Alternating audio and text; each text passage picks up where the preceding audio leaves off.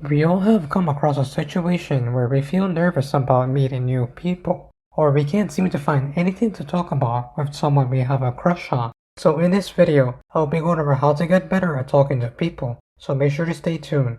For starters, I want to get rid of the misconception that you were born socially handicapped. When we were babies at one point, we learned how to talk by watching other people speak.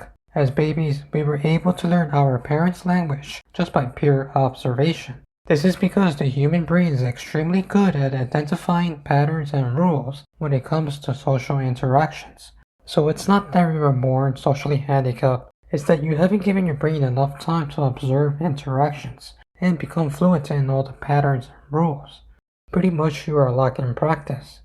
In order to fix this social handicap and get better at talking to people is by talking to more people. Giving your brain a chance to observe and learn unique patterns and rules of the culture. You will eventually find out what is not appropriate and what is funny. Over time, you will feel more confident when it comes to meeting new people. Okay, so now you're probably wondering, how do I even get more practice? Or how do I even start a conversation with someone? You could use this simple technique called FORD, which stands for Family, Occupation, Recreation, and Dreams. You can use the FORD method in conversations by asking questions on these topics when talking to others. This technique can be used in settings ranging from blind dates to business dinners to help others feel comfortable talking about themselves. You can get more practice by challenging yourself to make at least 100 interactions in a month. These interactions don't have to be deep and meaningful. This could be from saying hi to someone on the elevator to asking people for directions. In the beginning, you might encounter a couple of awkward interactions because of how short and simple they are, but eventually you will find yourself transitioning over into deeper and meaningful conversations. This will lead to a whole lot of practice for your brain, and you will see a significant boost in your social skills. In modern times, we spend the majority of our time behind a screen interacting with each other.